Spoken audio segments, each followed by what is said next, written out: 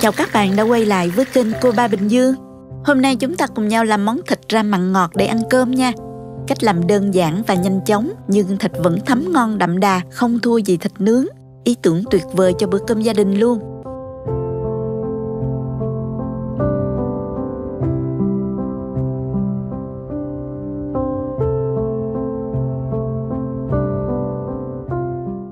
Hôm nay thì mình sử dụng thịt ba rọi để ram.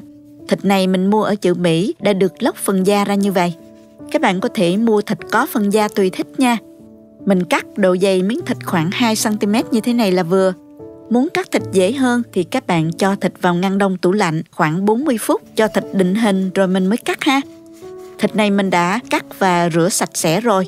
Các bạn rửa thịt với muối và giấm pha loãng rồi rửa lại thật là sạch để cho ráo nước. Sau đó dùng giấy bếp lau khô để thịt dễ thấm gia vị hơn ha.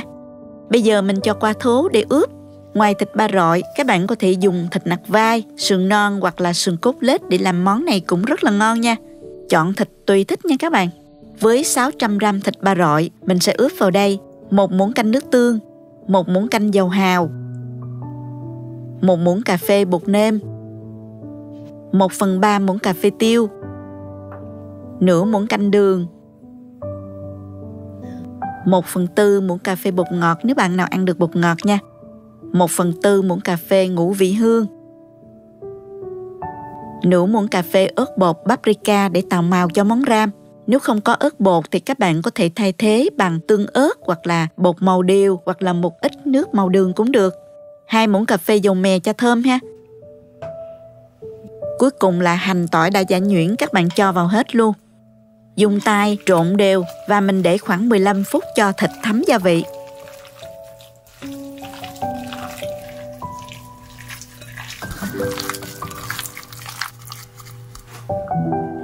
Bây giờ thì mình ram thịt nha các bạn. Cho vào chảo 1 muỗng canh dầu. Dầu nóng thì mình cho thịt vào nè. Cháy cho thịt nó săn mặt dưới.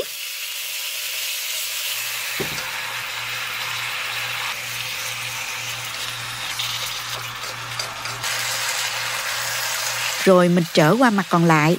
Lưu ý là không chiên thịt chín kỹ quá, thịt sẽ bị khô. Chỉ cần săn mặt là được nha các bạn. Tiếp theo thì mình cho vào 150ml nước dừa và 150ml nước lọc. Các bạn có thể dùng toàn bộ bằng nước dừa tươi cũng được, nhưng tùy theo độ ngọt của nước dừa mà các bạn gia giảm lượng đường ướp cho phù hợp ha. Thêm vài cái gốc ngò rí vào cho thơm nếu có nha. Không có cũng không sao nha các bạn. Khi nước sôi thì các bạn hớt bọt ha. Sau đó hạ lửa dưới trung bình và đậy nắp lại.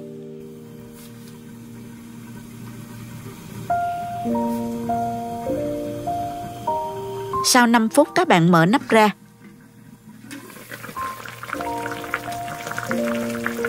Trở thịt. Và tiếp tục đậy nắp lại một lần nữa. Và sau 5 phút nữa thì các bạn mở nắp ra luôn ha. Mình rim thịt cho đến khi nước nó rặt lại. Sau 25 phút thịt nó rặt lại như vậy và lên màu đẹp rồi nè các bạn. Lúc này các bạn trở thịt và hạ lửa thật là nhỏ, rim thêm 5 phút nữa cho nước sánh lại là được rồi ha. Rồi mình tắt bếp luôn.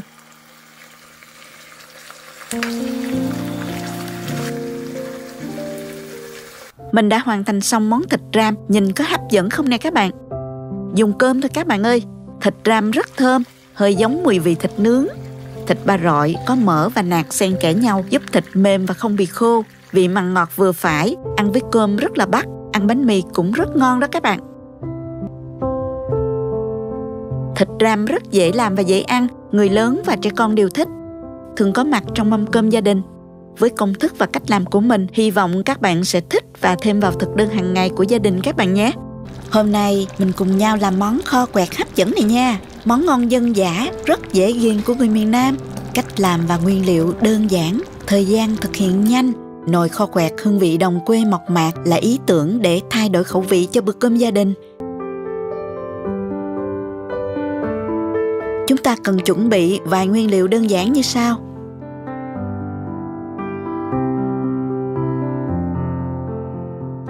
Đầu tiên mình sẽ chuẩn bị các nguyên liệu trước khi kho. Mình sử dụng phần thịt ba rọi có mỡ nhiều một chút nha. Bạn nào thích ăn tóp mỡ giòn á thì mình sử dụng mỡ gái nha. Mình đã rửa sạch với muối rồi. Bây giờ mình sẽ lạng bỏ đi phần da nè. Rồi cắt khối vuông khoảng 1 đến 1,5 cm. Cỡ như vậy nè các bạn.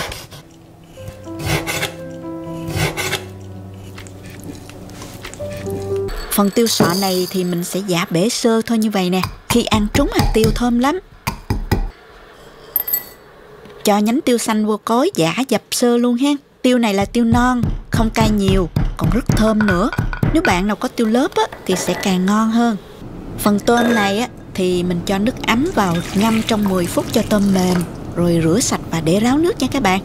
Trước khi làm kho quẹt thì mình sẽ pha sẵn hỗn hợp gồm có nè 100 g nước mắm. Lưu ý các bạn làm món này nguyên liệu chính là nước mắm. Vì vậy các bạn nên chọn loại nước mắm ngon thì món ăn mới ngon được nha. 70 g đường và 50 g nước. Khuấy đều lên cho đường tan. Các bạn nhớ cân lượng cho chính xác nha.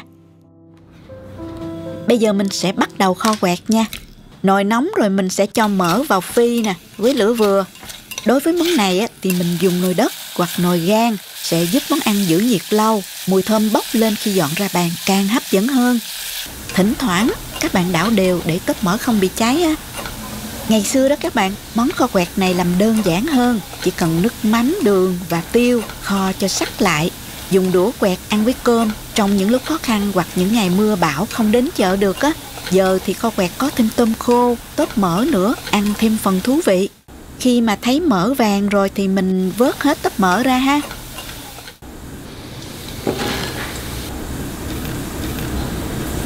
Lượng mỡ nhiều thì mình sẽ múc bớt ra, chừa lại trong nồi khoảng 4 muỗng canh là được. Tiếp tục cho hành tím nè, rồi đến tỏi vào, phi lên. Khi thấy hành nó săn lại và bốc mùi thơm là được ha. Tiếp theo cho tôm khô và tiêu xanh vào luôn. Đảo đều cho tôm săn là được. Lưu ý không để tôm lâu quá đó, nó sẽ bị cứng đó nha. Nhanh tay cho hết hỗn hợp pha sẵn lúc nãy gồm có nước mắm, đường và nước vào nồi nè. Trộn đều. Khi hỗn hợp sôi lên, các bạn nhớ hớt sơ bọt ha. Và giảm lửa nhỏ cho nó sôi riu riu. Tiếp theo cho tóp mỡ vào luôn. Trộn đều. Khoảng 2 phút sau, các bạn cho thêm nửa muỗng cà phê bột ngọt cho điều vị. Và cho tiêu sọ vào luôn. Lúc này mình sẽ cho thêm 1 muỗng canh tương ớt để tạo độ sánh cho món kho quẹt, đồng thời giúp tăng thêm màu sắc cho món kho. Mình sử dụng tương ớt Jolimet rất thơm và rất ít cay. Cho vài trái ớt, vài cái đầu hành và 1 nhánh tiêu xanh cho thêm hấp dẫn ha. Mình cho hỗn hợp sôi riu riu khoảng 1 phút nữa là được nha. Khi thấy nước trong nồi cạn bớt á, và sánh lại như vậy nè là được rồi đó. Mình tắt bếp và rắc thêm hành lá và một ít tiêu nữa cho nó dậy mùi thơm ha. Thơm ơi là thơm luôn. Lưu ý bạn nào thích ăn sánh hơn á, thì mình cho sôi riu riu thêm một chút nữa. Lượng nước trong nồi còn khoảng 1/2 hoặc 1/3 là được nha các bạn. Món này chấm với rau củ luộc rất hợp. Các bạn sử dụng loại rau củ nào cũng ngon hết nha. Hôm nay thì mình có các loại rau củ này mới hái ngoài vườn vô nè các bạn. Mỗi thứ một ít, mình sơ chế rồi ngâm muối và rửa sạch ha. Nước sôi nè, mình cho một chút muối và cho rau củ vào luộc.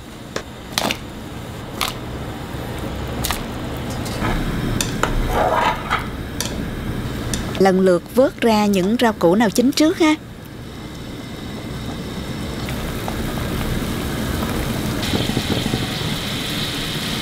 Đậu bắp thì mình luộc sau. Rồi mình vớt ra luôn nha. Như vậy mình đã chuẩn bị xong mọi thứ rồi đó. Nồi kho quẹt được dọn cùng với rau củ luộc xanh non, nhìn hấp dẫn chứ nè. Độ giòn ngọt của rau non được chấm cùng nước kho quẹt ngon khó cưỡng luôn các bạn ơi. Món này giúp chúng ta tiêu thụ một lượng rau củ rất nhiều mà không hề ngán chút nào. Món kho quẹt này á, muốn kho ngon, các bạn nên kho có màu nâu vừa phải, không đen quá, có độ sệt vừa, thơm mùi đặc trưng của nước mắm cùng gia vị. Nước kho béo béo, có vị cay và vị mặn đậm đà nhưng vẫn pha chút ngọt ngọt rất đặc trưng. Tóp mỡ giòn thơm và tôm khô mềm thấm vị. Để đổi món cho bữa cơm gia đình, hôm nay mình chia sẻ cùng các bạn món thịt kho đậu hũ dễ ăn và bắt cơm, phù hợp với cả người lớn và trẻ nhỏ. Với cách nấu và công thức gia vị của mình, nguyên liệu đơn giản có sẵn trong bếp nhà bạn. Bạn nào ít nấu ăn vẫn có thể làm ngon luôn. Nào chúng ta cùng vào bếp nhé.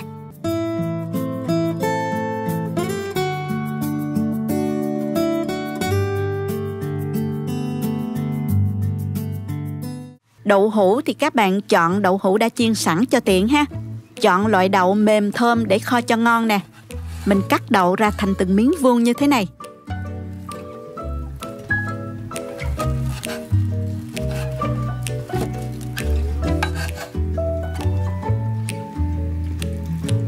Để món thịt kho được ngon hơn đó, các bạn chọn thịt ba rọi hoặc là nạc vai, có cả nạc và mỡ sẽ mềm và không bị khô nha. Hôm nay mình chọn thịt ba rọi để kho nè. Mình mua về đó, các bạn rửa với nước muối pha loãng. Sau đó đem rửa lại với nước cho sạch và để cho ráo nước. Các bạn cắt thịt thành từng miếng vuông nhỏ, cạnh khoảng hơn 1 cm. Cỡ như vậy là vừa nè các bạn, không lớn quá cũng không nhỏ quá nha. Cắt xong rồi mình cho qua thố để ướp luôn. Với 400 g thịt mình sẽ ướp vào đây nửa muỗng cà phê muối, mình dùng muối hồng nha. 1 muỗng cà phê bột nêm, 1 muỗng canh đường, 1 muỗng canh nước mắm, nửa muỗng cà phê tiêu, 1/3 muỗng cà phê bột ngọt, 1 muỗng canh nước màu đường, 1 muỗng canh hành tỏi băm. Trộn đều lên và mình để ít nhất là 15 phút cho thịt thấm gia vị.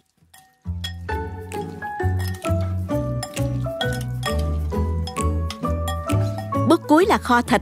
Cho vào nồi 1 muỗng canh dầu và mình cho vào 1 muỗng canh hành tỏi băm, phi lên cho thơm.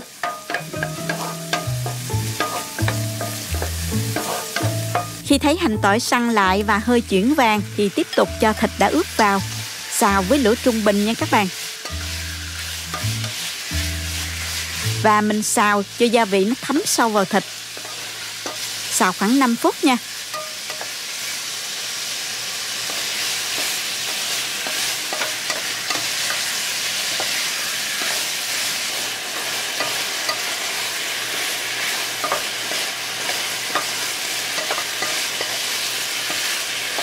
Thịt bây giờ đã săn lại như vậy là được rồi đó.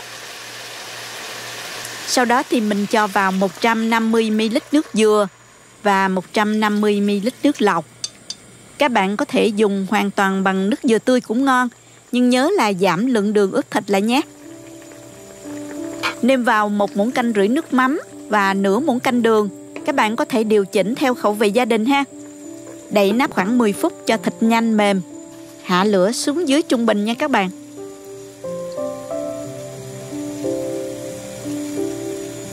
Thỉnh thoảng thì các bạn mở nắp đảo nhẹ cho thịt ngấm đều gia vị ha.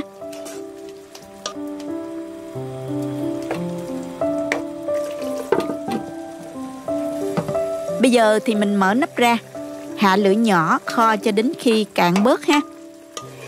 Các bạn thấy thịt bây giờ đã mềm và lên màu nâu đỏ thì mình cho vào vài trái ớt kho cùng cho thơm.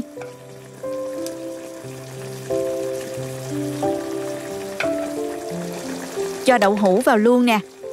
Và tiếp tục kho cho đậu hũ thấm sốt kho.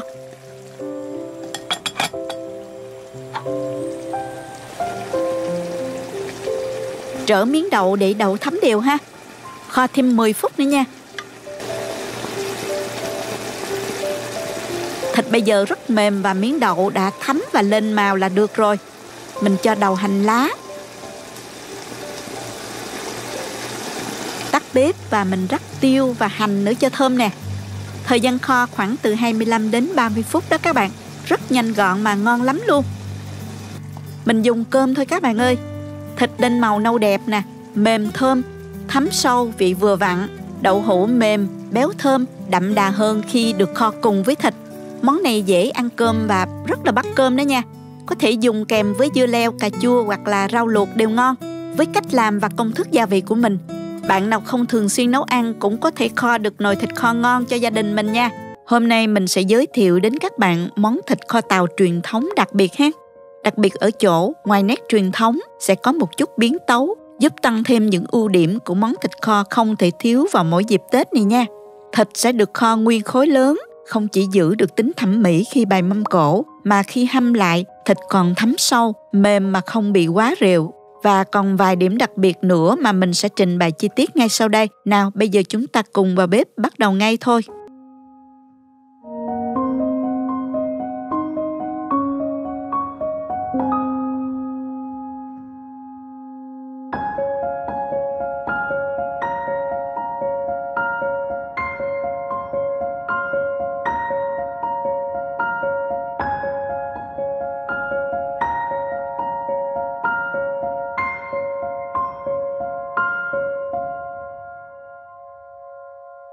Chúng ta có thể xem những thành phần nguyên liệu chi tiết, hình ảnh nguyên liệu cụ thể để thực hiện món này ở cuối video, hoặc tham khảo những dụng cụ nhà bếp mình hay sử dụng bên dưới phần mô tả của video. Đầu tiên mình sẽ cắt 2 củ hành tím ra, cho vô cối, cùng với 6 tép tỏi 20g, vài khúc đầu hành lá và 2 trái ớt sừng.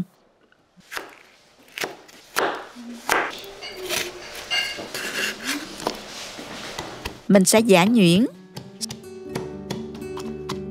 Sau đó mình cho vô 1 muỗng canh nước, trộn đều lên. Và cho vô khăn sạch vắt lấy khoảng 3 muỗng canh nước hành tỏi nha các bạn. Thịt sau khi đã rửa sạch với muối và giấm, mình sẽ cho nước sôi vào, trộn cho nhanh ha.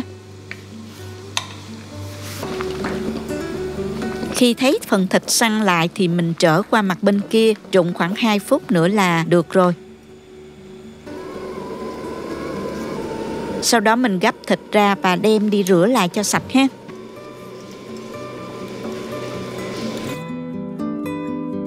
Tiếp tục mình sẽ áp chảo phần thịt này. Chảo nóng thì mình cho thịt vào, áp cho săn phần da. Khi thấy phần da hơi phồng lên, màu vàng nhẹ và săn lại là được rồi. Giống như món thịt kho Đông Pha mà mình đã từng chia sẻ với các bạn đó. Bây giờ mình sẽ cắt thịt ra thành miếng vuông nha. Với khối thịt này là 1,6 kg đó, mình sẽ cắt đôi và cắt lại thành 4 miếng vuông. Mỗi miếng là 400g đó các bạn. Trong những đám giỗ người ta thường kho cục thịt to như vậy đó, nhìn rất là ngon mắt luôn. Để khối thịt kho lâu không bị rã đó, mình sẽ dùng dây cô tông cột lại để định hình nha các bạn. Ngoài dây cô tông thì bạn có thể dùng dây chuối hay là dây lạt mỏng cũng được. Mình cột cũng đơn giản thôi, giống như cột nem vậy đó. Mình cột xong rồi nè, bây giờ mình cho vô thố để ướp. Với 1,6 kg thịt này, mình sẽ ướp vào nửa muỗng canh muối, 3 muỗng canh nước mắm, 1 muỗng canh nước màu đường, 3 muỗng canh nước hành tỏi ớt. Mình dùng tay xoa đều miếng thịt để thịt thấm gia vị ha. Và mình ướp ít nhất là 1 giờ. Nếu mà có thời gian thì các bạn ướp từ 2 đến 4 tiếng cho thịt thấm ngon hơn nha. Bọc kín lại và cho vào ngăn mát tủ lạnh. Trong thời gian ướp thì các bạn nhớ là trở đều thịt để thịt ngấm đều gia vị ha. Tiếp theo thì mình sẽ áp chảo phần thịt này. Cho thịt vào chảo, không cần cho dầu nha các bạn. Và mình cho hết lượng nước ướp thịt vào luôn.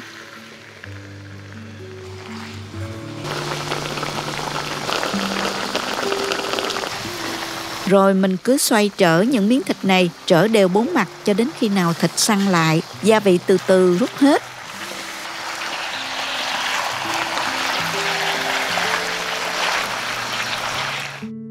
Lúc này thì mình tắt bếp và xếp thịt qua nồi để kho. Cho vào nồi 1,7 lít nước, 45g đường phèn. Các bạn có thể thay bằng 2,5 muỗng đường cát cũng được nha. Và thêm vào 3 muỗng canh nước mắm, 1 muỗng canh nước màu đường. Nước phải ngập thịt nha các bạn. Lưu ý là nếu các bạn dùng nước dừa tươi thì mình sẽ bớt lượng đường lại nha. Khi nước sôi thì mình hớt bọt, đậy hở nắp như thế này ha. Thường thì mình không đậy nắp khi kho thịt, nhưng hôm nay kho với khối thịt lớn á, nên mình đậy hở nắp nha các bạn. Khi đậy hở nắp như vậy thì nước kho sẽ không bị trào ra và cũng không bị đục. Rồi mình hạ lửa nhỏ và nấu thịt ha. Cứ mỗi 15 phút các bạn mở nắp trở thịt một lần để thịt mềm và không bị xích đáy nồi nha.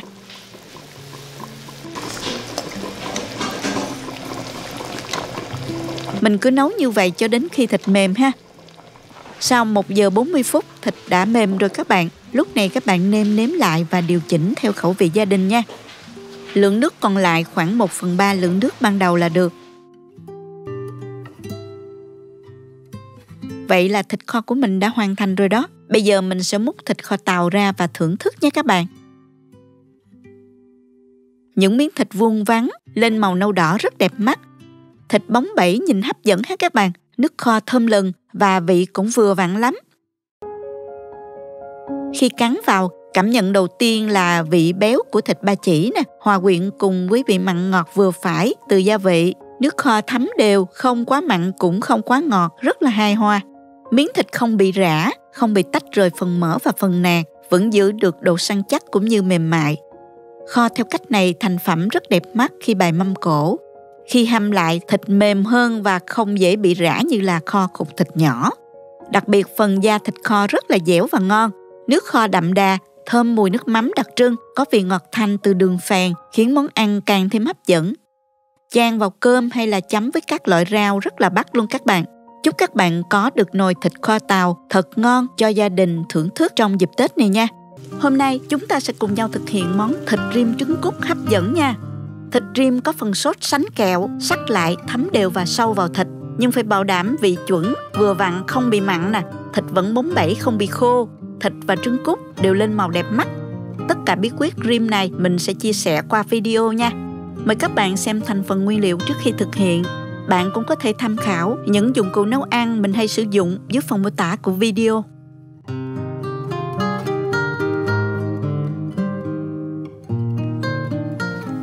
Muốn cho thịt rim trứng cút được ngon đó, các bạn chọn thịt có mỡ một chút như là thịt ba rọi nè, thịt nạc vai, thịt nách. Hôm nay thì mình dùng thịt ba rọi để kho nha các bạn. Miếng thịt này đã khoảng 400 g. Mình đã rửa sạch với muối và giấm và để cho ráo nước rồi. Bây giờ mình sẽ cắt ra thành từng miếng vuông nhỏ, độ dày khoảng 1 cm như thế này ha. Kho sẽ nhanh mềm hơn đó các bạn. Cắt xong thì mình cho qua thố để ướp luôn. Mình sẽ ướp vào đây 1 muỗng canh rưỡi đường, trộn đều đường lên cho thịt ngấm, rồi mình đem để nơi thoáng gió hoặc là các bạn phơi ngoài nắng khoảng 15 đến 20 phút cho cái phần mỡ được trong. Khi kho thì phần mỡ sẽ giòn hơn nha. Tuy nhiên thì các bạn có thể bỏ qua bước này cũng được ha. Cho vào cối hành tím nè, tỏi, vài khúc đầu hành lá nữa, rồi mình giã nhuyễn ra cho thơm. Các bạn băm cũng được nha.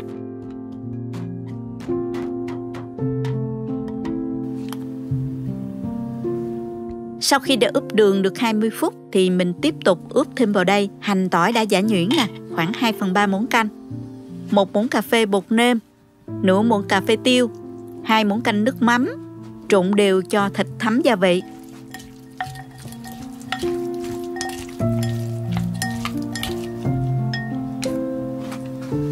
Trong khi chờ thì mình sẽ đi luộc trứng. Cho nước vào nè, cho vào 1 muỗng cà phê muối. Cho muối vào luộc trứng sẽ giúp trứng không bị sát vỏ đó các bạn. Rồi mình cho trứng vào luộc. Nước sôi khoảng 3 phút thì mình vớt ra và cho vào nước lạnh để làm nguội trứng.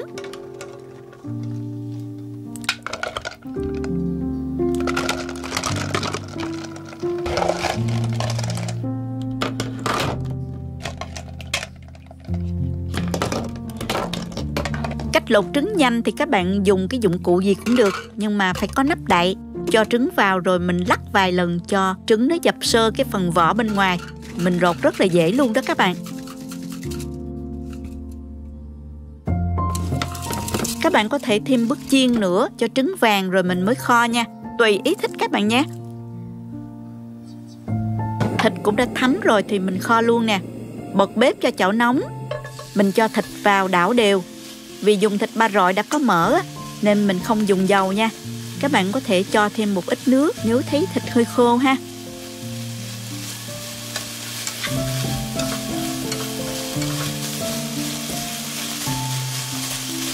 Mình xào lên cho thịt săn lại và ra một chút mỡ. Tiếp theo thì mình cho vào một muỗng canh nước màu, trộn đều lên. Cách thắng nước màu thì mình có để link ở dưới phần mô tả của video, bạn vào xem nha. Các bạn có thể thắng nước màu trực tiếp trong chảo luôn rồi mình kho cũng được ha. Thịt nó săn lại như vậy là được. Mình cho vào 300ml nước. Nếu có nước dừa tươi các bạn dùng sẽ ngon hơn nha.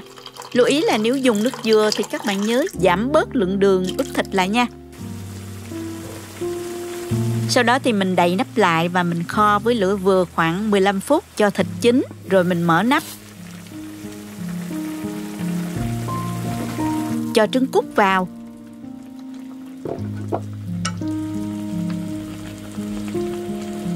Và mình cho thêm một muỗng canh tương ớt để món kho có màu đẹp hơn. Đồng thời món ăn có độ sánh cũng như là vị cay nhẹ hấp dẫn hơn đó các bạn. Tiếp tục thì mình đậy nắp lại, hạ lửa nhỏ, mình rim cho thịt mềm ha, cũng như là trứng cút nó thấm sốt kho đó các bạn. Sau 10 phút nữa thì các bạn mở nắp, đảo thịt cho thấm đều gia vị.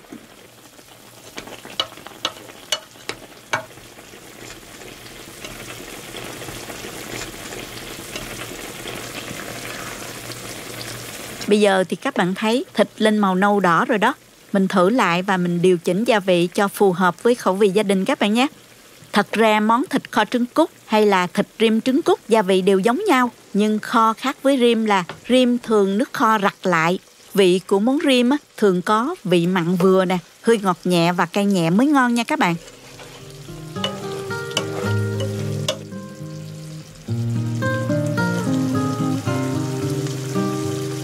Mình rim với lửa nhỏ khoảng 8 đến 10 phút nữa. Khi nào các bạn thấy nước kho nó rặt lại là được ha. Mình tắt bếp và mình rắc thêm một chút tiêu cho dậy mùi thơm. Như vậy mình đã hoàn thành xong món thịt rim trứng cút. Nhìn hấp dẫn chứ nè. Mình dùng cơm thôi các bạn ơi. Thịt mềm, phần mỡ trong, hơi giòn nhẹ, vị mặn ngọt và cay nhẹ rất là vừa ăn. Trứng cút béo bùi làm tăng thêm ngon miệng cũng như là màu sắc cho món ăn. Bảo đảm kho theo cách này rất là ngon và bắt cơm lắm luôn. Hôm nay mời các bạn cùng làm món thịt kho tiêu với mình nha. Món này vừa ngon vừa bắt mắt và rất hao cơm đó nha. Cách thực hiện đơn giản, nhanh gọn, phù hợp cho mọi bữa cơm gia đình. Mời các bạn xem qua vài nguyên liệu đơn giản để thực hiện món này như sau.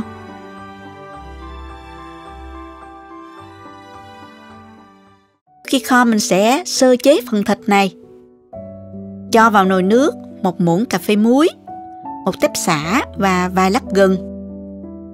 Khi nước sôi mình cho thịt vào trụng trong 2 phút.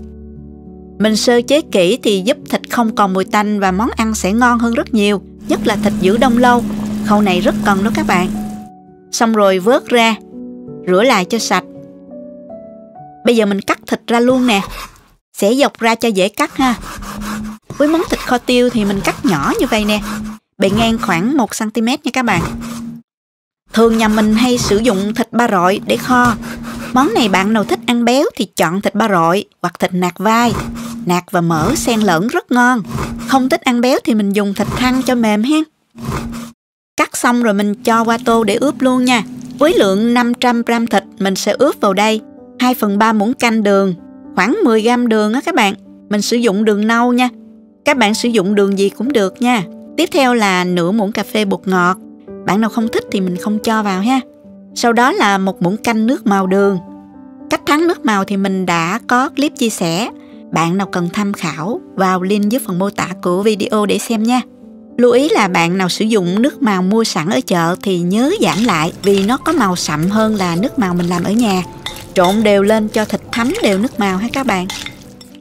Tiếp theo các bạn cho nửa muỗng cà phê tiêu, 2 muỗng canh rưỡi nước mắm,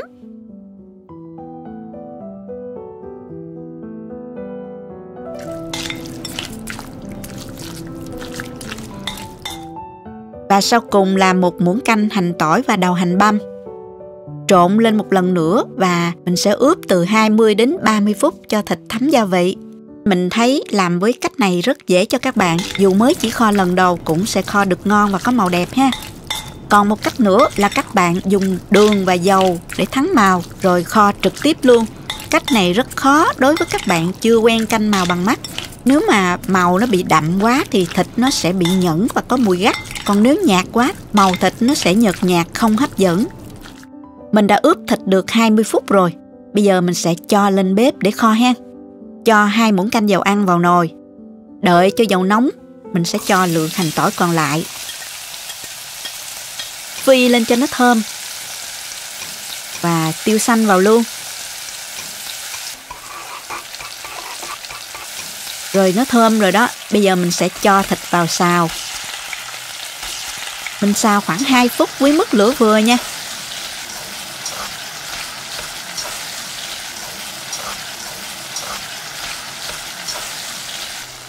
Khi thấy thịt nó săn lại như vậy nè, là mình cho nửa chén nước dừa hoặc nước lạnh cũng được. Cho xăm sắp mặt thịt là được nha các bạn.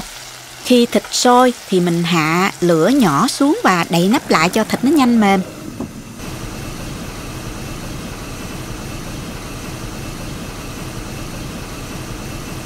Sau 8 đến 10 phút thì mình mở nắp ra. Rồi cho ớt, vài khúc hành và một nhánh tiêu xanh vào. Và mình tiếp tục kho với lửa thật nhỏ. Lúc này mình không cần đậy nắp nữa nha. Để nồi nó sôi riu riu, thêm 15 phút nữa cho nước cạn bớt. Lượng nước còn lại khoảng 1/3 là được nha các bạn. Thịt bây giờ lên màu nâu như vậy là đẹp rồi đó. Mình tắt bếp luôn.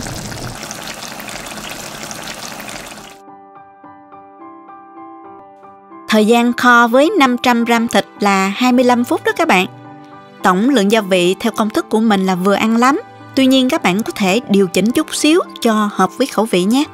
Món này dùng với cơm nóng là ngon khỏi nói luôn. Thịt thấm gia vị rất vừa ăn, béo thơm và cay nhẹ. Dùng kèm với ít dưa leo, cà chua hoặc các loại rau đều rất hợp. Chúc các bạn có nồi kho tiêu thật ngon cho gia đình.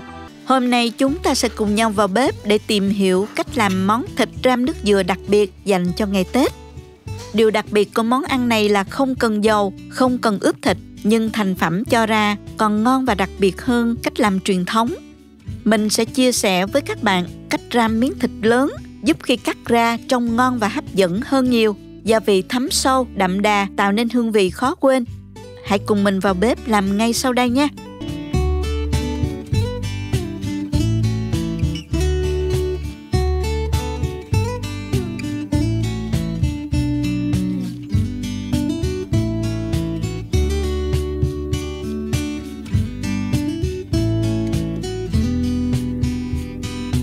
Để món ăn được ngon hơn, mình chọn thịt ba rọi sườn để ram nè. Thịt này phần nạc nhiều hơn so với thịt ba rọi thường. Thịt xen kẽ lớp nạc lớp mỡ, giúp thịt không bị khô, thành phẩm rất ngon mắt. Thịt này đã rửa sạch với muối loãng và dùng dao cạo phần da. Sau đó mình rửa lại cho thật sạch là được ha. Miếng thịt này khoảng 1,4 kg đó các bạn. Để thành phẩm được đẹp mắt hơn, mình để nguyên miếng như thế này để ram ha. Vì miếng thịt hơi dày á, nên mình khứa ở giữa để thịt dễ thấm gia vị và nhanh chín hơn đó các bạn. Mình khứa ở giữa miếng thịt từ trên xuống, khoảng 2/3 miếng thịt thì mình ngưng nha. Không cắt rời ra luôn nha các bạn. Muốn cho thịt nhanh mềm và thơm hơn thì mình cho thịt vào thố, rồi cho vào đây 2 chai bia để ngâm thịt. Mình sẽ ngâm thịt thời gian là 20 phút. Nhớ sau 10 phút các bạn trở thịt để thịt ngấm đều bia ha. Sau khi đã ngâm xong thì mình lấy thịt ra và cho vào chảo để làm săn phần da cũng như là phần thịt. Không cần cho dầu nha các bạn. Độ nóng của chảo sẽ làm thịt chảy mỡ ra một chút và mình cứ xoay trở miếng thịt cho đều.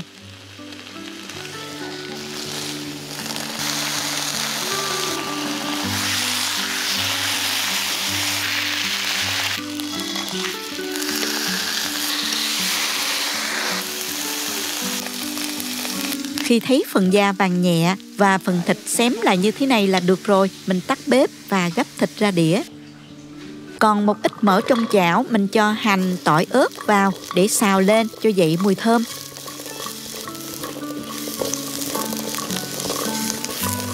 Khi hành tỏi đã thơm rồi thì mình cho thịt trở lại vào chảo. Và cho gia vị vào gồm có 1 muỗng canh bột nêm, nửa muỗng cà phê muối, 30 g đường phèn, Bạn có thể thay thế bằng một muỗng canh đường cát cũng được. Tiếp theo là một muỗng canh nước mắm, nửa muỗng cà phê ngũ vị hương, 1/3 muỗng cà phê tiêu, một muỗng canh nước màu đường. Tiếp tục mình cho vào 400ml nước dừa và 600ml nước. Các bạn có thể dùng hoàn toàn bằng nước dừa tươi cũng được, nhưng phải giảm lượng đường lại nha.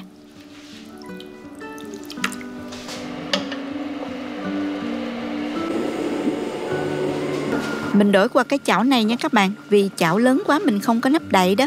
Các bạn có thể dùng nồi hoặc là chảo cũng được, nhưng phải có nắp đậy để thịt nhanh mềm ha. Mở lửa cho nước sôi lên, sau đó hớt sạch bọt và đậy nắp lại.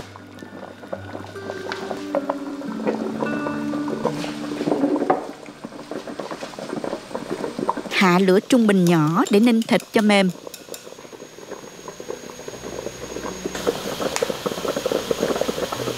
Cứ sau mỗi 10 phút thì các bạn mở nắp và trở thịt một lần để thịt được chín đều ha.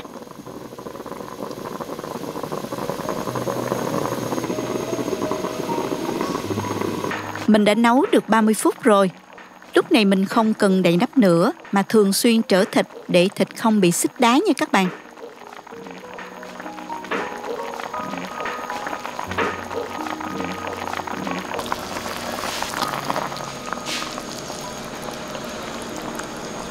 Các bạn thấy bây giờ lượng nước cũng đã từ từ rặt lại, thịt mềm hơn và bắt đầu lên màu nâu đỏ. Mình giảm lửa nhỏ và tiếp tục rim cho thịt mềm thêm một chút nữa và lên màu như ý là được.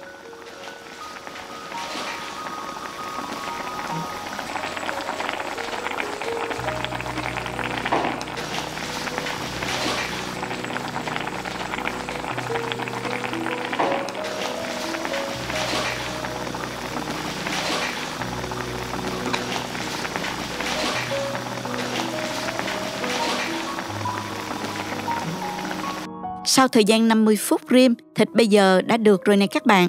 Mình chừa lại một ít nước để làm sốt nha. Và tắt bếp. Rất là thơm luôn. Mình gắp thịt ra nè. Chờ nguội một chút rồi mình xắt ra luôn. Ngay đường xẻ lúc nãy thì mình cắt đôi ra.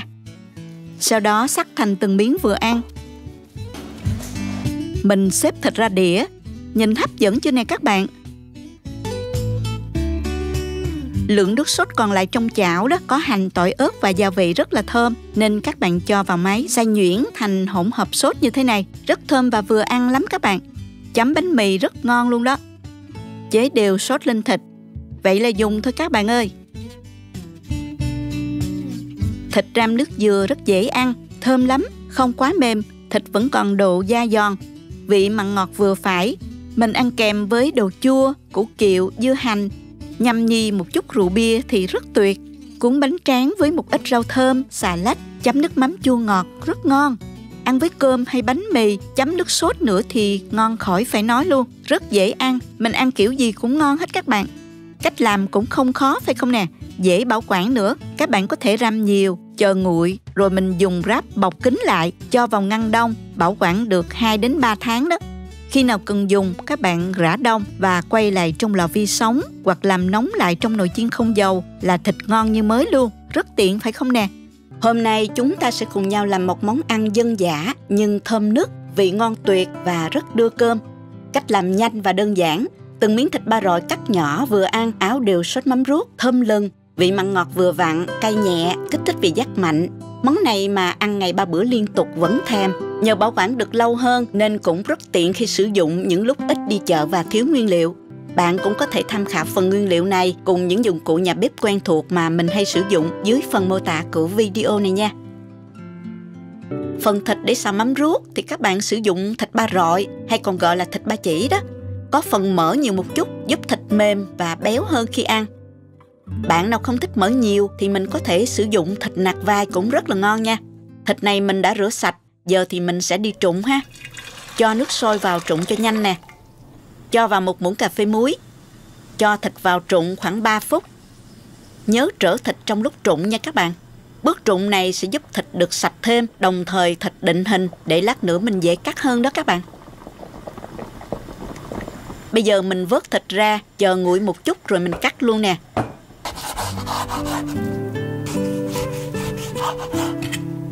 Các bạn cắt thịt thành hình dài có tiết diện vuông nhỏ khoảng 1 cm như thế này là được. Đối với món này thì mình cắt nhỏ thịt sẽ dễ thấm sốt mắm ruốc hơn vì thời gian xào thịt rất là nhanh đó các bạn. Tiếp theo thì mình cho thịt vào chảo xào luôn, không cần cho dầu nha.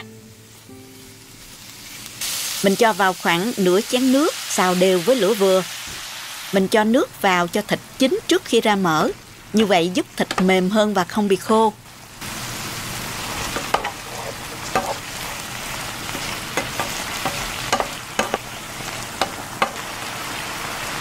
Khi thấy phần nước trong chảo nó cạn lại đó thì mình cho phần đuôi sả lúc nãy chừa lại đó, hành tím và tỏi đập dập cho vào luôn nè.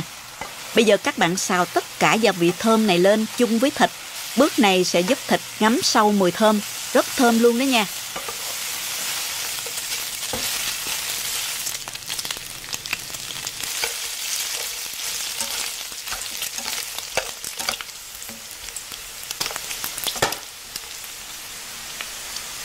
Mình xào cho đến khi thịt từ từ ra mỡ và vàng xém cạnh như thế này là được rồi.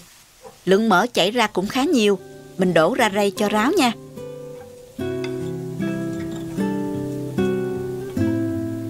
Rồi mình dùng lại cái chảo này luôn. Cho vào 2 muỗng canh dầu ăn. Hoặc nếu thích thì bạn có thể sử dụng lại mỡ nước lúc nãy cho thơm hơn nha. Cái này thì tùy thích nha các bạn. Bây giờ dầu đã nóng thì mình cho hết sả vào trước nè. Lượng khoảng nửa chén sả băm đó. Sả rất lâu vàng nên mình sẽ cho vào xào cho nó săn lại khoảng 1 phút. Rồi mình mới tiếp tục cho tỏi vào nha. Các bạn cho khoảng 1 muỗng canh tỏi băm. Xào đều lên. Khi thấy chuyển màu hơi vàng thì mình sẽ tạm tắt bếp để nêm gia vị làm sốt. Cho vào chảo 2 muỗng canh mắm ruốc 80g đó các bạn. Tiếp theo là 2 muỗng canh tương ớt nè, 50g đường, khoảng 3 muỗng canh đó các bạn. 1 muỗng cà phê bột ngọt. Bạn nào không dùng được bột ngọt thì mình không cho vào nha. Và thêm vào nửa chén nước lọc. Khuấy đều và mình mở lửa trở lại cho hỗn hợp sôi đều và nó tan gia vị. Mình dùng mắm ruốc Huế. Nếu mà không có mắm ruốc giống mình thì các bạn dùng loại nào cũng được. Nhưng mắm ruốc phải ngon thì nó mới dịu, không bị quá mặn nha. Lúc này các bạn có thể nếm thử và điều chỉnh chút xíu cho phù hợp với khẩu vị gia đình các bạn nhé. Lưu ý là tùy theo độ mặn, loại mắm ruốc của các bạn dùng mà các bạn nêm cho phù hợp ha. Tiếp tục thì mình hạ lửa nhỏ và cho thịt vào luôn nè. Nhớ cho ớt đập dập và tỏi cắt lát vào luôn nha. Trộn đều ha các bạn.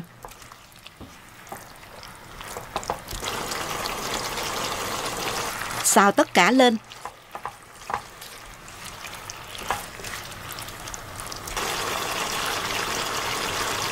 Mình rim thịt với hỗn hợp sốt mắm ruốc với lửa nhỏ cho thịt thấm đều sốt. Thơm lắm luôn các bạn ơi. Các bạn nhìn thấy hỗn hợp nó sệt như thế này là được rồi. Khi nguội thì nó sẽ sánh lại một chút nữa là vừa nha các bạn. Mình tắt bếp. Như vậy là mình đã hoàn thành xong món ba rọi xào mắm ruốc. Rất dễ và nhanh phải không nè? Thịt ba rọi với phần mỡ hơi giòn, thấm và thơm lừng mùi mắm ruốc đặc trưng. Hòa quyện với mùi thơm của sả, của tỏi, cay nhẹ của ớt nữa, rất là bắt cơm đó nha. Vị mặn đậm đà vừa phải lắm các bạn. Có thể ăn kèm với dưa leo hoặc một ít rau thơm nữa càng ngon. Món này chỉ cần ăn với cơm trắng thôi cũng ngon tuyệt luôn. Mình dùng cơm thôi các bạn ơi.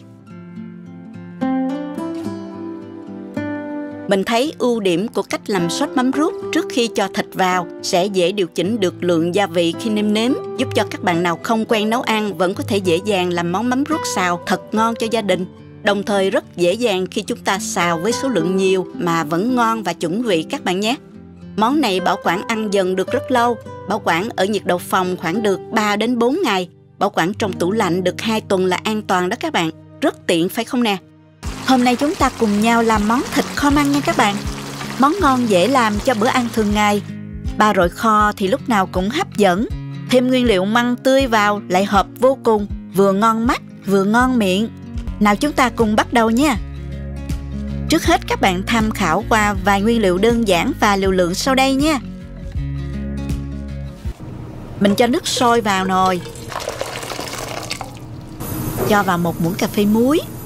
Và cho măng vào trụng để mình loại bỏ chất chua trong măng á các bạn. Măng này mình mua măng đã luộc sẵn rồi nha. Và mình đã ngâm măng với muối pha loãng và rửa sạch rồi. Các bạn trụng trong 1 phút là được ha. Xong rồi mình vớt măng ra. Rồi mình cho thịt vào trụng luôn. Thịt này mình cũng đã rửa sạch rồi nha các bạn.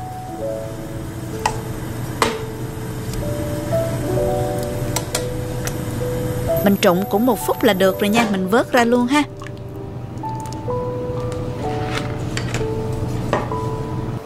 Tiếp theo mình xắt măng ra. Mình xắt khoanh đều nhau, độ dày khoảng 1 cm là được. Ăn sẽ giòn lắm đó các bạn. Đến đọt măng thì mình cắt dọc nó ra như vậy nè. Làm tương tự cho đến hết nha. Nếu mà bạn thích ăn măng nhiều hơn thì có thể thêm nha. Mình tiếp tục cắt thịt luôn nè. Mình xẻ dọc miếng thịt ra, bề ngang khoảng chừng 2,5 phân. Rồi mình cắt ngang lại thành từng miếng nhỏ, độ dày khoảng 1 cm. Thịt kho măng thì mình cắt nhỏ cho thịt nó nhanh mềm và thấm vị ha. Đồng thời độ dày nó tương đương với độ dày của măng thì nhìn sẽ đẹp mắt hơn nha. Cắt xong rồi thì mình cho qua tô để ướp luôn nè. Mình cho vào đây 1 muỗng cà phê hành tím băm, 1 muỗng cà phê đậu hành băm, nửa muỗng cà phê tỏi băm, 1,5 muỗng cà phê hạt nêm, nửa muỗng cà phê muối,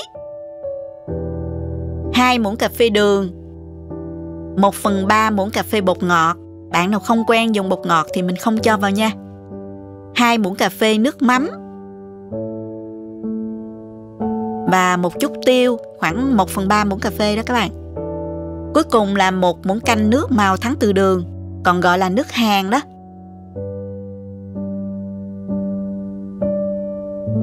Rồi mình trộn đều lên cho thịt thấm gia vị nha. Mình đã từng chia sẻ cách làm nước màu này, cho màu đẹp và rất thơm, không bị đắng nên dễ dùng lắm, bảo quản được rất lâu nữa. Các bạn nên làm để sử dụng nấu ăn rất tiện. Mình có để link bên dưới phần mô tả của video này, các bạn có thể vào tham khảo nha. Mình để 20 phút cho thịt thấm nha. Trong khi chờ đợi thì mình sẽ xào măng là vừa ha. Cho vào chảo 1 muỗng canh rưỡi dầu ăn. Cho hành tím nè. Rồi đến tỏi. Mỗi thứ 1 muỗng cà phê nha các bạn. Phi lên cho hành nó thơm và nó hơi vàng thì mình nhanh tay cho hết măng vào xào lên.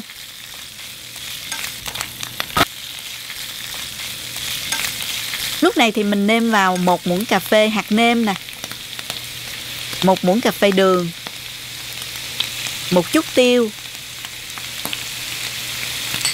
Trộn đều lên cho măng ngấm gia vị nha. Lúc này thì mình để ở mức lửa vừa nha các bạn. Công đoạn này thì giúp măng thơm hơn, thấm trước một ít gia vị nên lát nữa mình kho sẽ ngon hơn đó các bạn. Mình xào khoảng 2 phút là được nha. Mình tắt bếp và đổ măng ra đĩa.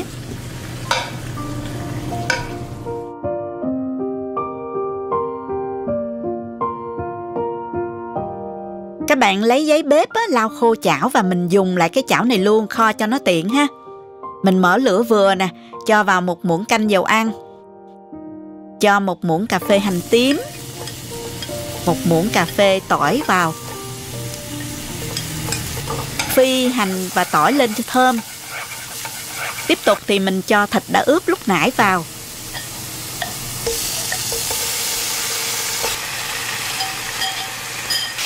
Xào lên cho thịt nó săn lại. Nước ướp còn lại đó mình cho vào luôn ha. Mình xào tiếp khoảng 4 đến 5 phút nữa cho thịt nó thấm đều gia vị nha. Bây giờ thì mình cho vào 300ml nước dừa. Các bạn có thay thế bằng nước hầm xương nè. Hoặc nếu không có nữa thì mình dùng nước bình thường cũng được ha. Lúc này thì mình sẽ nêm vào đây 2 muỗng canh nước mắm. Trộn đều và đậy nắp cho thịt nhanh mềm. Rồi mình giảm xuống mức lửa dưới trung bình một chút nha các bạn. Cứ sau mỗi 3 phút thì mình mở nắp và đảo đều thịt một lần nhé. Rồi mình tiếp tục đậy nắp lại. Sau khoảng 7 phút thì mình mở nắp ra luôn ha. Thơm quá. Lúc này thì thịt cũng đã mềm rồi đó. Rồi mình nêm thêm 1 muỗng cà phê đường. và một chút bột ngọt cho điều vị. Bước này thì các bạn có thể nêm nếm theo khẩu vị riêng của gia đình mình ha. Muốn cho món kho có độ sánh và vị cay nhẹ thì mình cho thêm một muỗng canh tương ớt vào. Và cho hết măng vào. Trộn đều lên. Mình cho vài trái ớt vào luôn cho thêm màu sắc nè. Đậy nắp lại và tiếp tục rim với lửa nhỏ. Sau 6 phút thì mình mở nắp ra. Lúc này măng đã thấm nước kho. Và mình rim thêm 2 phút nữa cho nước sốt nó sánh lại một chút nữa là được rồi ha. Mình tắt bếp luôn. Rắc một ít hành lá cho thêm màu sắc nè. Và thêm một ít tiêu nữa cho dậy mùi thơm. Tổng cộng thời gian kho khoảng 20 phút đó các bạn. Vậy là mình đã hoàn thành xong món thịt kho măng. Món này tuy dân dã nhưng không kém phần hấp dẫn và hao cơm lắm đó nghe. Mình dùng cơm nha, mời các bạn. Măng giòn thấm nước kho vừa ăn. Vị béo béo từ mỡ heo ngấm vào, rất ngon. Mình thích ăn măng hơn đó các bạn. Có thể ăn nhiều mà không bị ngán luôn. Thịt thơm, mềm, màu nâu đẹp. Món ăn có vị cay nhẹ, kích thích vị giác. Chúc các bạn kho và thưởng thức thật ngon cùng gia đình nha. Hôm nay chúng ta sẽ cùng thực hiện món ngon hấp dẫn này để đổi vị cho cả nhà nha. Với nguyên liệu thịt ba rọi quen thuộc, cách làm lại rất nhanh và đơn giản, nhưng bảo đảm từng miếng thịt thơm giòn, thấm vị, áo đều xả ớt. Mùi thơm nghe thoảng qua là thấy đói bụng liền luôn. Mời các bạn vào bếp cùng làm ngay với mình nha. Các bạn có thể tham khảo qua thành phần nguyên liệu ở đây. Mình cũng có ghi rõ trong phần mô tả của video để các bạn tiện theo dõi. Tiếp theo thì mình sẽ trụng thịt nha. Thịt sau khi đã rửa sạch với muối và giấm thì mình cho nước sôi vào nồi và cho vào một muỗng cà phê muối. Sau đó mình cho thịt vào trụng trong 2 phút, giúp thịt sạch thơm khi chế biến và định hình dễ cắt hơn đó các bạn.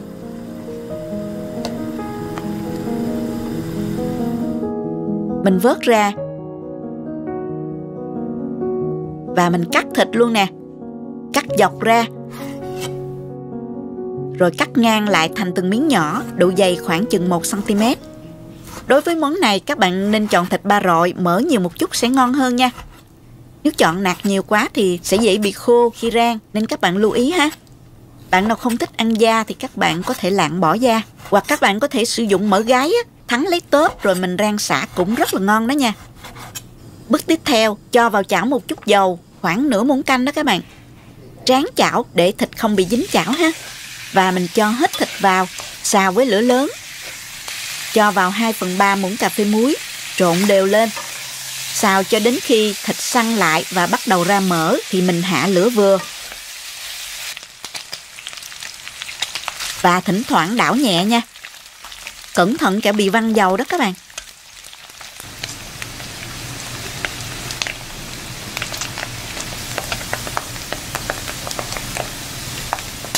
Mình đảo đến khi nào thịt vàng xém đều như thế này là được rồi.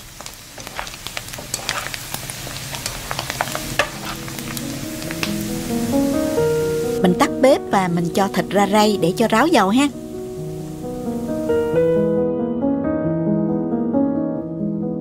Mình dùng lại chảo này luôn, cho vào 4 muỗng canh dầu. Các bạn có thể sử dụng lại mỡ lúc nãy cũng được nha. Cho phần sả vào trước nè. Mở lửa vừa nha các bạn. Mình phi cho phần sả này săn lại khoảng 2 phút. Lúc này mình cho tỏi vào phi cùng. Và khi thấy sả đã chuyển vàng thì mình cho ớt vào. Đảo đều. Và tiếp tục cho thịt đã rang lúc nãy vào luôn. Trộn đều lên. Và lúc này mình hạ lửa nhỏ nha các bạn. Và mình sẽ nêm vào 1 muỗng canh nước mắm hơi vung một chút nha. 1 muỗng canh đường. 1 muỗng cà phê bột ớt paprika. Bột ớt này không cay đâu nha. Mình dùng cho món ăn nó có thêm màu sắc. Nếu không có cũng không sao, tùy thích nha các bạn. Các bạn trộn đều lên. Và lúc này các bạn có thể điều chỉnh lại theo khẩu vị gia đình ha.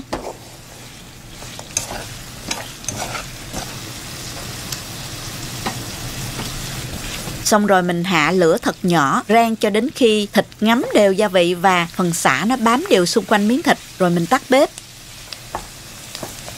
Mình đã hoàn thành xong món 3 rọi rang xả ớt, rất dễ làm hết các bạn. Nhìn hấp dẫn chưa nè, thơm lắm luôn các bạn ơi. Lượng mỡ còn dư các bạn chắc bỏ ra luôn.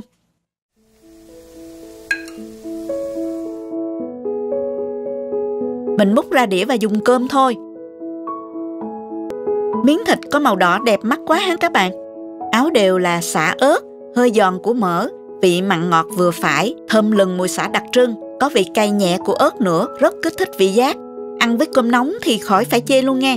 Ngoài ra các bạn có thể ăn với bún, với xôi đều rất là ngon. Chúc các bạn có bữa cơm thật ngon miệng với món 3 rọi rang xả ớt này nhé. Hôm nay chúng ta cùng nhau thực hiện món thịt kho cải chua nha. Sau dịp lễ Tết thì trong nhà hay còn thừa lại hũ cải chua cần được giải cứu phải không nè? Đây là ý tưởng tuyệt vời để bạn sử dụng hết lượng cải này, không ngán mà lại còn rất ngon nữa. Mời các bạn tham khảo những nguyên liệu cần có để thực hiện món ăn này nha.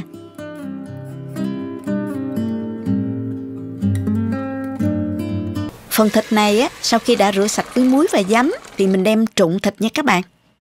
Cho nước sôi vào nồi, cho vào 1 muỗng cà phê muối, rồi cho thịt vào trụng, trở đều thịt nha. Chúng ta trụng khoảng 2 phút là được. Mình vớt thịt ra cho ráo nè. Các bạn cắt bề ngang khoảng 2,5 cm. Độ dày thì khoảng 1 cm là được. Món này mình chọn thịt ba rọi hoặc thịt nạc vai, có vừa nạc vừa mỡ mới ngon nha các bạn. Mình cho qua tô ướp luôn nè. Với lượng thịt là 500g, mình ướp vào đây nửa muỗng cà phê muối, 1 muỗng canh đường,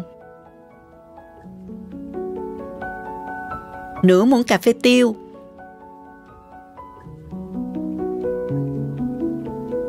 1 muỗng canh rưỡi nước mắm, 1 muỗng canh nước màu đường.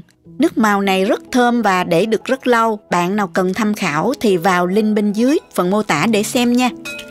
Trộn đều lên và cho 1 muỗng canh hành tỏi băm.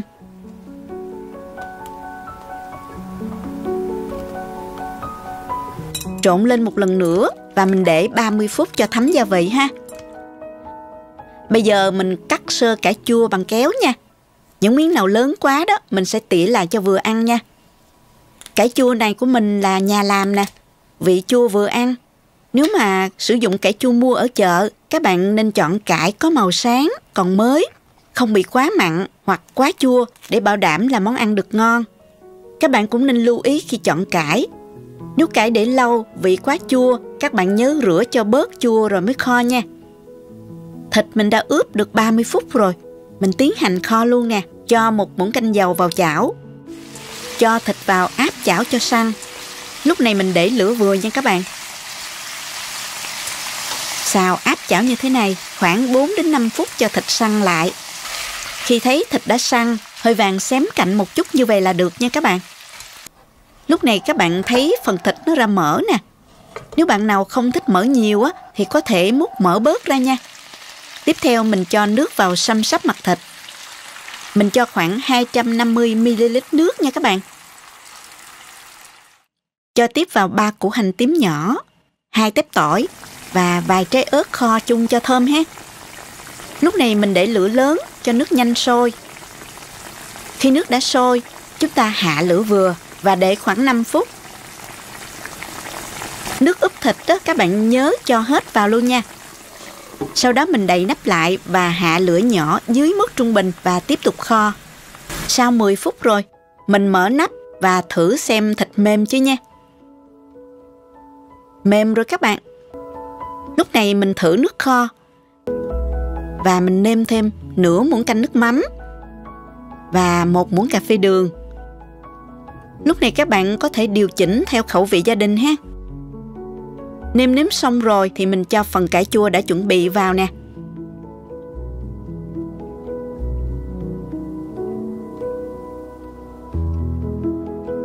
Trộn lên cho nước kho ngấm đều cải.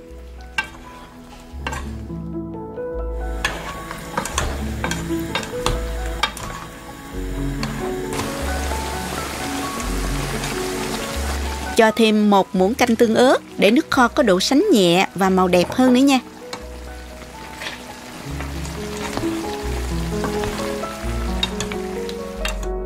Đậy nắp và hạ lửa nhỏ. Chúng ta tiếp tục kho cho cải thấm nước kho. Sau 5 phút, mình mở nắp và trộn một lần nữa, rồi để thêm 3 phút nữa.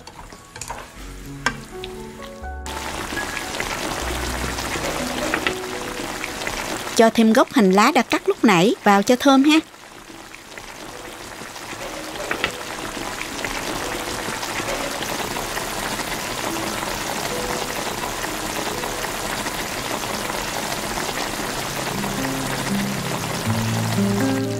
Bây giờ mình tắt bếp và rắc thêm chút tiêu cho dậy mùi thơm ha. Như vậy mình đã hoàn thành xong món thịt kho cải chua rồi. Mình múc ngay ra đĩa và dùng cơm thôi. Món này ăn với cơm là ngon khó cưỡng luôn nha. Mình dùng cơm nha các bạn. Thịt mềm, đậm đà nhưng không quá mặn. Vị béo đặc trưng rất hấp dẫn. Cải chua thấm nước kho nhưng vẫn giòn tan, thú vị. Vị chua của cải làm giảm độ ngấy của thịt. Khi ăn cảm thấy không quá béo, không gây ngán. Nước kho có màu nâu đẹp, độ sánh vừa, vị mặn ngọt hài hòa, cùng vị cay nhẹ, chua nhẹ kích thích vị giác. Nếu hôm nay bạn suy nghĩ không biết nấu gì cho bữa cơm gia đình thì luôn tiện cùng tìm nguyên liệu và thực hiện ngay món này với mình nha. Chúc các bạn thành công và ngon miệng nha.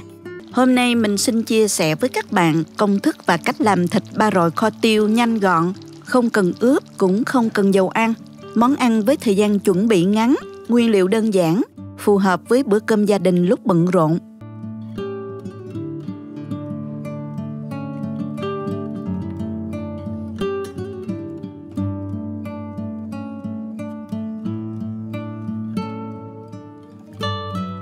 Để làm món ba rọi kho tiêu, các bạn nhớ để ý chọn miếng thịt ba rọi ngon nha.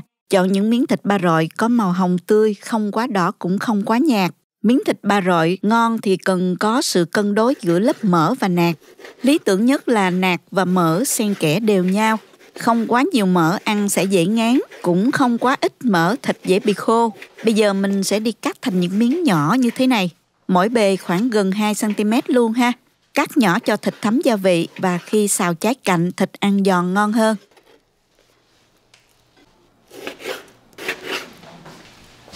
Bây giờ mình sẽ pha nước sốt để kho thịt gồm có 2 muỗng canh nước mắm, 1 muỗng canh tương ớt,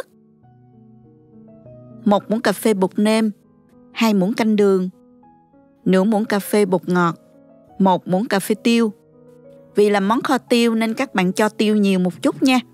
Cuối cùng là 1 muỗng canh nước màu đường và thêm nửa chén nước, khuấy đều cho hỗn hợp gia vị tan ha.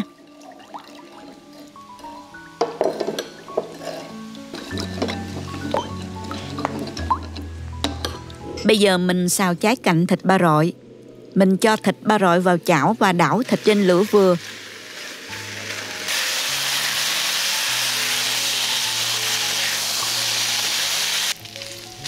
Cho đến khi thịt ra bớt mỡ và xém vàng như thế này là được. Phần thịt ba rọi sau khi xém cạnh sẽ ra mỡ. Mình lấy phần mỡ ra và cho phần thịt qua một cái đĩa. Các bạn có thể kho trực tiếp trong cái chảo này luôn. Nhưng còn mình thì sẽ dùng cái nồi đất nhỏ như thế này ha, để kho cho đẹp nha. Cho một chút mỡ vừa xào vào nồi đất. Sau đó mình cho hành tỏi vào phi thơm. Khi hành tỏi đã dậy mùi thì mình cho luôn phần thịt ba rọi vào.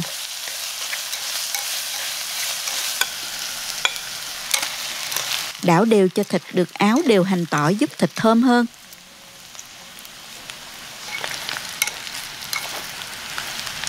Bây giờ mình đổ hết phần nước sốt đã pha lúc nãy vào trong nồi luôn.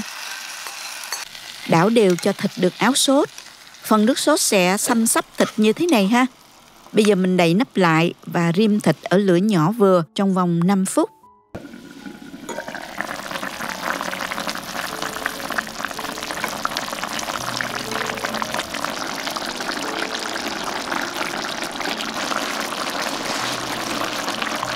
Sau 5 phút mình mở nắp và cho ớt vào kho cùng nha.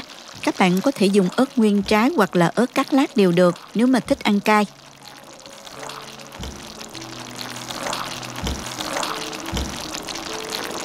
Và mình tiếp tục kho trên lửa nhỏ vừa cho đến khi phần nước sốt còn lại nó rặt lại và rút hết vào trong thịt là được ha. Các bạn xem nè, bây giờ phần thịt ba rọi đã lên màu đẹp. Phần mỡ trong và phần nước sốt sánh đặc lại như thế này là được rồi. Mình tắt bếp nha, rắc thêm một chút tiêu nữa cho dậy mùi thơm. Vậy là món thịt ba rọi kho tiêu thơm ngon đã sẵn sàng trên bàn ăn rồi. Nhìn những miếng thịt ba rọi lên màu nâu đỏ, xen lẫn với những hạt tiêu dậy mùi cay cay thơm lừng, chắc chắn ai cũng sẽ thấy thèm và đói bụng luôn. Gắp một miếng thịt ba rọi lên, các bạn sẽ cảm nhận được độ mềm mại và đàn hồi của thịt. Lớp mỡ béo kết hợp cùng phần nạc chắc ngọt. Hương vị tiêu cay nhẹ làm dậy lên mùi thơm rất đặc trưng của thịt kho tiêu. Mỗi miếng thịt thấm đều gia vị đậm đà, mặn ngọt vừa phải, ăn rất là ngon. Ăn cùng với cơm nóng, rất bắt luôn các bạn. Làm một nồi thịt kho tiêu nhỏ như vậy, cùng gia đình quây quần ăn cơm thì còn gì bằng. Cả nhà chắc chắn sẽ chén sạch nồi cơm luôn. Chúc các bạn ngon miệng nhé. Cảm ơn các bạn đã theo dõi hết video. Nếu thích cách mình chia sẻ, nhớ gửi cho bạn bè cùng xem, bấm like và đăng ký kênh để xem nhiều món ăn mới của mình. Nếu thấy video thực sự hữu ích, bạn có thể gửi tặng ekip thực hiện một ly cà phê bằng nút Super Thanks hình trái tim ngay bên dưới video. Các bạn cũng có thể truy cập website cobabinhdương.com để xem công thức nấu ăn dưới dạng bài viết. Chào tạm biệt và hẹn gặp lại các bạn trong video kỳ tới nha.